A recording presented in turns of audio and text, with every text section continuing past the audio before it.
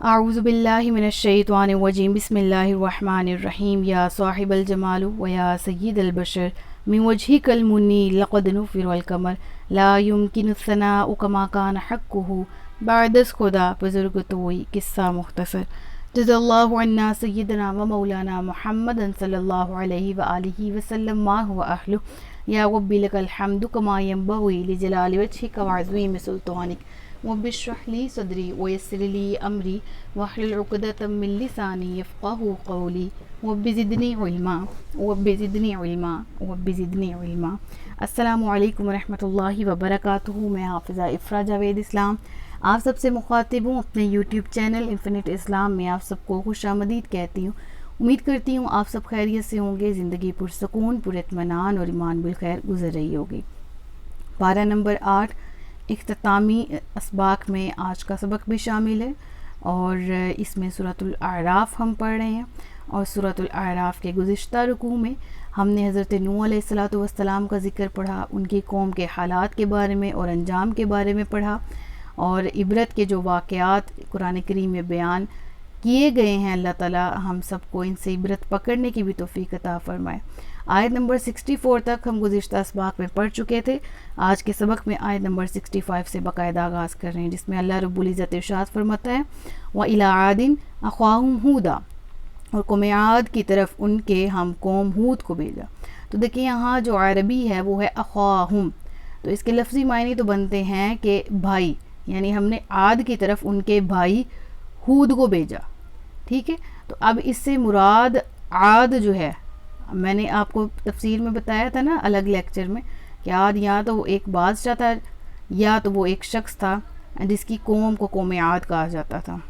تو اب یہ تو ممکن نہیں ہے کہ وہ پوری کی پوری قوم کے حقیقی بھائی حضرت ہود علیہ السلام تھے، ٹھیک ہے نا۔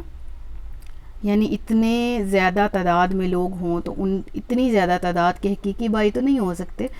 یہاں پر اخواہم سے مراد ہم قوم آئے گا، ٹھیک ہے، یعنی انہی کی قوم میں سے، عاد کی طرف عاد کی قوم میں سے ہی حضرت ہود علیہ السلام کو بھیجا۔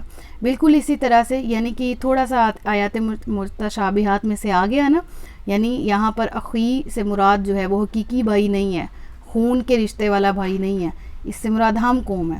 بالکل اسی طرح سے جس طرح حضرت ابراہیم علیہ السلام کے ساتھ جو قرآن کریم میں بیان کیا گیا کہ ان کے والد، جہاں ابی کا لفظ استعمال ہوا، ٹھیک ہے، ان کے باپ کا وہاں پر آزر کا نام آیا۔ تو یہاں پر جو اختلافات نکلتے ہیں، کچھ لوگ کہتے ہیں کہ یہاں سے حقیقی مراد، حقیقی جو باپ ہے وہ آزر ہی تھا، لیکن روایات یہ بھی ملتی ہیں کہ وہ چچا تھا، حقیقی باپ کا نام طارق تھا، اور حضرت ابراہیم علیہ السلام چونکہ آقا علیہ السلام کا نسب انہی سے ملتا ہے، تو آقا علیہ السلام کا نسب شرک سے پاک تھا، تو آزر مشرک تھا، اس وجہ سے آزر وہ جو ہے ابراہیم کا حقیقی باپ نہیں تھا۔ روایت ملتی ہیں کہ طارق تھے آپ کے حقیقی باپ۔ تو اس میں یہ جو اختلافات ہیں روایات میں، تو جو کرنے والے اختلاف ہیں وہ کہتے ہیں یہاں ابھی پیور لفظ استعمال ہوا، باپ کا لفظ خالصتاً یوز ہوا، تو یہاں پر بھی تو خالصتاً ہی ہے، پھر اس کا مطلب ہے اخواہم، تو یہاں کیوں نہیں ہم حقیقی معنی لے رہے؟ سمجھ آ رہی ہے نا؟ تو یہاں پر بھی ہم کو مراد ہے، تو وہاں پر بھی، اور میں نے اس وقت بھی بتایا تھا جب میں تفسیر کر رہی تھی کہ حضرت ابراہیم علیہ السلام کا واقعہ جو سورۃ البقرہ میں آتا ہے 30 سپارے کے رکوع میں، ابتدائی رکوعات میں، غالباً دوسرے رکوع میں، تو وہاں پر کیا ذکر آتا ہے کہ حضرت دوسرا یا تیسرا رکوع ہے، آیت الکرسی، ایک رکوع میں آیت الکرسی آتی ہے اور پھر اس سے اگلا رکوع جو ہے وہ شروع ہوتا ہے۔ تو تعارف میں وہ ایک حجت، ایک دلیل، ایک طرح کا وہ جو مناظرہ کیا جا رہا تھا نمرود کے ساتھ، اس کا ذکر ہے، پھر اسی رکوع کے آخر میں بھی دوبارہ ذکر آتا ہے۔ تو بہرحال وہ وہاں پر اگر ہم نے بحث کی تو الگ سے ڈیٹیل نکل آئے گی اور لیکچر بہت زیادہ لمبا ہو جائے گا۔ تو مراد یہ کہ تب بھی میں نے یہ بات سمجھائی تھی کہ بعض اوقات جو الفاظ ہوتے ہیں وہ پیور خالصتاً حقیقی معنی نہیں دے رہے ہوتے، جیسے یہاں پر ہود علیہ السلام کو جو ہے وہ بھائی کہا گیا، کس کا؟ عاد کا، تو اس سے مراد حقیقی عاد بھی نہیں ہے وہ شخص جو جس کو بادشاہ کہا گیا روایات میں، جس کی رعایا کو قوم عاد کہا گیا، وہ بھی نہیں مانا جا سکتا۔ اور دوسری بات جو ہے وہ یہ ہے کہ جو عاد علیہ السلام وہ ساری کی ساری قوم کے حقیقی بھائی کیسے ہو سکتے؟ ایک وقت میں اتنے لوگ بھائی بہن کیسے ہو سکتے ہیں؟ سمجھ میں آ رہا ہے نا پوائنٹ؟ تو بہرحال یہاں پر ہم قوم مراد ہے، قال یا قوم اعبدوا اللہ ما لکم من الہ غیرہ افلا تتقون. تو ہود نے فرمایا ہے میری قوم اللہ کی عبادت کرو، اس کے سوا تمہارا کوئی معبود نہیں، تو کیا تم ڈرتے نہیں؟ دیکھو یہاں پر ہے نا افلا تتقون. حضرت نوح علیہ السلام کی تبلیغ کو اگر ہم ان آیات کو پڑھیں تو آپ نے تو ڈائریکٹ دعوت دی، دین کی طرف بلایا. حضرت ہود علیہ السلام نے کیا فرمایا؟ افلا تتقون، کیا تم ڈرتے نہیں؟ مراد کیا ہے؟ یعنی تم سے پہلے جو قوم کا حال گزر چکا ہے قوم نوح کا، وہ بھی جھٹلانے والے قوم تھے، اور ان کا حال کیا ہوا تمہارے سامنے ہے، کیا تمہیں اس سے عبرت حاصل نہیں ہوتی؟ تم قوم نوح کے بعد جانشین بنائے گئے زمین پر، اور تم نے اپنا مقام و مرتبہ نہ پہچانا. وہ جو طاقت تمہیں دی گئی تھی، جو قد و قامت تمہیں دیے گئے تھے، اس کے بدلے میں تم نے تکبر کیا نہ کہ شکر کیا.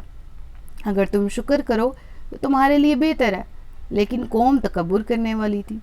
آپ نبی تھے، ان کی طرف مبعوث کیے گئے تھے. ڈیٹیل الحمدللہ دونوں لیکچر موجود ہیں، جس میں مکمل، ایک میں تعارف ہے، ایک میں حالات زندگی. تو آپ نے جب تبلیغ کی، آپ نے جب قوم کو ڈرایا، قول الملأ الذین کفروا من قومہ، اس قوم کے کافر سردار بولے، کیا بولے؟ انا لنراک فی صفاحۃ وانا لنظنک من الکاذبین. انہوں نے کیا کہا؟ اس قوم کے کافر سردار بولے بے شک ہم تمہیں بے وقوف سمجھتے ہیں، اور بے شک ہم تمہیں جھوٹوں میں سے گمان کرتے ہیں. استغفر اللہ. تو یہ کافر سرداروں کا ذکر کیوں ہے؟ قوم کا ذکر یہاں پر کیوں نہیں آیا؟ دیکھیں کسی چیز کی، وہ کہتے نہیں کہ آدمی جو ہے وہ اپنے دوست سے پہچانا جاتا ہے، جس گھر کا سربراہ جیسا ہو اس پوری فیملی کو ویسا سمجھا جاتا ہے. ٹھیک ہے نا، سمجھ آ رہی؟ اور جس طرح ہمارے حکمران ہیں وہ ہمارے ملک کو ریپرزینٹ کرتے ہیں in front of whole world. ٹھیک ہے، اور جو ہمارے حکمران ڈیسیجن لیں اس سے پتہ لگتا ہے کہ پاکی عوام ایسی ہے، پاکستانی لوگ ایسے ہیں. سمجھ میں آ رہی ہے نا بات؟ تو اسی طرح سے کافر سرداروں کا ہولڈ ہوتا ہے. تو وہ سردار ہی کافر تھے، اور وہ اپنی قوم کو بھی ایمان لانے سے روکتے تھے، اور حضرت ہود علیہ السلام کو بڑھ بڑھ کے جواب بھی دیتے تھے کہ ہم تو تمہیں نعوذ باللہ بے وقوف سمجھتے ہیں، تمہیں تو عقل ہی نہیں. بے وقوف کیوں کہا گیا؟ کہ تم اللہ کے نبی ہونے کا کیسے دعویٰ کر سکتے ہو، وغیرہ وغیرہ. کیونکہ اس وقت شاہ و جلالت، شان و شوکت ان کے ہاں بہت زیادہ تھی. ہم قوم سمود کا آگے پڑھیں گے نا اگلے رکوع میں، ان کی بھی ایک اسپیشلٹی تھی. کیا تھی؟ کہ بڑے بڑے محلات تھے، پہاڑوں کو تراش کے انہوں نے گھر بنائے تھے. ایسی عظیم قوم تھی. آج کے دور میں بھی ویسی کنسٹرکشن کوئی نہیں کر سکتا اتنی ترقی ہونے کے باوجود جیسی قوم سمود کر گئی. اتنی بڑی قومیں تھیں، لیکن جھٹلانے کی وجہ سے، تکبر کی وجہ سے، اللہ کے انکار کی وجہ سے آج ان کا نام و نشان بھی باقی نہیں ہے، اور سخت ترین، برا ترین عذاب ان لوگوں پر آیا. جب کافر سرداروں نے یہ کہا، ریپرزینٹ کس کو کیا؟ انہوں نے اپنی قوم کو، اور حضرت ہود علیہ السلام کا انکار کیا. قال یا قوم لیس بی، حضرت ہود علیہ السلام نے کیا جواب دیا؟ ہود نے فرمایا میری قوم میرے ساتھ بے وقوفی کا کوئی تعلق نہیں ہے، میں تو رب العالمین کا رسول ہوں. حضرت نوح علیہ السلام کے واقعے میں بھی ہم نے یہ پڑھا تھا کہ نوح کی قوم کے کافروں نے جب نوح علیہ السلام کو ایک طرح سے جھٹلایا، تو نوح علیہ السلام نے صبر و تحمل کا مظاہرہ کیا آگے سے، اور تبلیغ جاری رکھی. اور اس کا ہم نے لیسن بھی وہاں سے یہ والا گیٹ کیا تھا کہ انسان کو مزاج میں نرمی، تحمل مزاجی، صبر، استقامت لے کے آنی چاہیے. پتھر کے اوپر بھی مسلسل پانی گرے نا تو اس میں سوراخ ہو جاتا ہے. تو پھر ایک انسان کا دل بدلنے میں کب دیر لگتی؟ ہم لوگ کسی کو ایک دفعہ کہیں، 2 دفعہ کہیں، کہتے ہیں میری تے ماندہ ہی نہیں، میری تے ماندی نہیں، میں نہیں کہنا ہونے نو. ہم تھک جاتے ہیں. حضرت نوح کی مثال نے کتنے سال، 950 سال انہوں نے قوم کو دین کی طرف بلایا. یہ ایک ٹائم ہوتا ہے، ایک ڈیوریشن ہوتا ہے. 950 سال کیا، 950 دن کا کوئی ٹارگٹ ہمیں دے دے تو ہم پہلے 3 دن میں اکتا جائیں گے کہ اگلے بندے کو کیسے منائیں، ہماری بات نہیں مانتا کسی بھی چیز میں. اور ان نبیوں کا صبر دیکھیں، ان نبیوں کا، حضرت ہود علیہ السلام کا صبر دیکھیں. قوم کیا کر رہی ہے، اور آپ آگے سے کیا جواب دے رہے ہیں؟ بے وقوفی کا میرے سے کوئی تعلق نہیں ہے، میں تو رب العالمین کا بھیجا ہوا رسول ہوں، میں تمہیں اپنے رب کی پیغامات پہنچاتا ہوں اور میں تمہارے لیے قابل اعتماد اور خیر خواہ ہوں۔ آیت نمبر 68 کا ترجمہ پڑھ رہی ہوں۔ تو معلوم کیا ہوتا ہے کہ جاہل اور بیوقوف لوگوں کی بدتمیزی اور جہالت پر بردباری کا مظاہرہ کرنا انبیاء کرام علیہ السلام کی سنت ہے، اور اہل علم و کمال کو ضرورت ہے کہ موقع پڑنے پر اپنے منصب و کمال کا اظہار جائز ہے۔ حضرت عیسیٰ علیہ السلام نے بھی اپنے منصب کا، اپنے کمال کا اظہار کیا قوم کے سامنے جب ضرورت تھی، اور یہ بھی ساتھ کہا اللہ کے حکم سے میں یہ بھی کرتا ہوں، اللہ کے حکم سے میں یہ بھی کر سکتا ہوں۔ یعنی اب قوم کے سامنے آپ نے کیا کہا، میں تمہیں رب کے پیغامات پہنچاتا ہوں، میں قابل اعتماد ہوں، میں خیر خواہ ہوں تم لوگوں کا۔ یعنی ضرورت پڑنے پر انبیاء اپنا تعارف اچھے طریقے سے کروا رہے ہیں نا۔ تو اس سے مراد یہ نہیں ہے، دور حاضر میں بھی ہمیں یہ لیسن ملتا ہے کہ جب ہم کوئی نعمت ہمیں عطا کی گئی ہے اور یوزفل پرپس سے، اچھے مقصد سے ہم اس کا اظہار کسی کے سامنے کریں۔ میں کسی کو بات سمجھانے کی کوشش کر رہی ہوں تو میں کہوں گی کہ میں دین کا علم رکھتی ہوں، میں قرآن کریم کا تفسیر پڑھی ہوئی ہے، ترجمہ پڑھا ہوا ہے، میں نے فلاں حدیث میں یہ پڑھا تھا، میں نے فلاں مسئلے میں یہ مسئلہ سیکھا ہے، فقہ میں نے یہ چیز سیکھی تھی، اور میں قرآن کی اگر کوئی آیت درست کروا رہی ہوں تو میں بتاؤں میں نے تلفظ سیکھا ہے، میں قرآن کی حافظہ ہوں۔ تو یہ چیزیں اگر یوزفل پرپس سے کسی کو بتائی جا رہی ہیں اس وجہ سے کہ اگلا پھر مطمئن ہو، اطمینان والا ہو، اچھا ٹھیک ہے اب میں تمہاری بات مانتی ہوں کیونکہ تمہارے پاس اس معاملے میں علم ہے، میں تمہاری رہنمائی لے سکتی ہوں، پھر اگلا یہی کہے گا نا۔ تو جب تکبر کے طور پہ یہ باتیں کہیں گے تو اللہ کو ناپسند ہے، لیکن ضرورت پڑنے پر انبیاء نے بھی اپنی شان کا اظہار کیا، انبیاء اہل علم کو یہ جائز ہے کہ اپنے کمال کا اظہار کر سکیں، ٹھیک ہے۔ اَوَعَجِبْتُمْ أَن جَاءَكُمْ ذِكْرٌ مِّن رَّبِّكُمْ عَلَىٰ رَجُلٍ مِّنكُمْ لِيُنذِرَكُمْ وَاذْكُرُوا إِذْ جَعَلَكُمْ خُلَفَاءَ مِن بَعْدِ قَوْمِ نُوحٍ وَزَادَكُمْ فِي خَلْقٍ۔ اب یہاں پر وہ ذکر ہے جو میں آپ کو پچھلی آیت میں تفسیر بتا چکی ہوں کہ آپ کیا فرماتے، کیا تمہیں اس بات پر تعجب ہے کہ تمہارے پاس تمہارے رب کی طرف سے تم میں سے ایک مرد کے ذریعے نصیحت آئی تاکہ وہ تمہیں ڈرائے، اور یاد کرو جب اس نے تمہیں قوم نوح کے بعد جانشین بنایا اور تمہاری جسامت میں قوت اور وسعت زیادہ کی، تو اللہ کی نعمتیں یاد کرو تاکہ تم فلاح پا جاؤ۔ تو معلوم یہ ہوا کہ بندہ مومن کو، انسانوں کو کسی کو دین کی طرف بلانا ہے، یا بندہ مومن کو بھی اللہ کی طرف دوبارہ اٹیچ کرنا ہے اگر وہ گناہ گار مسلمان ہیں، تو ان کو اللہ کی نعمتیں یاد کروائی جائیں۔ جس طرح حضرت ہود علیہ السلام نے اس قوم کو اللہ کی نعمت یاد کروائی، کیا تم قوم نوح کے بعد جانشین ٹھہرے، تمہیں قد و قامت میں، تمہیں جسامت میں، تمہیں قوت میں، تمہیں وسعت میں زیادتی عطا کی گئی، تمہیں پچھلی قوم کی نسبت زیادہ طاقتور بنایا گیا۔ اللہ کا یہ احسان، اللہ کی نعمت خود پر یاد کرو تاکہ تم فلاح پا جاؤ۔ پھر قوم نے آگے سے کیا کہا، کیا تم ہمارے پاس اس لیے آئے ہو کہ ہم ایک اللہ کی عبادت کریں اور جن چیزوں کی عبادت ہمارے باپ دادا کیا کرتے تھے انہیں چھوڑ دیں؟ اگر تم سچے ہو تو لے آؤ وہ عذاب جس کی تم ہمیں وعیدیں سناتے ہو۔ وعید بیسیکلی کہتے ہیں عذاب کی خبر کو، ٹھیک ہے، لفظی معنی کیا ہے، عذاب کی خبر۔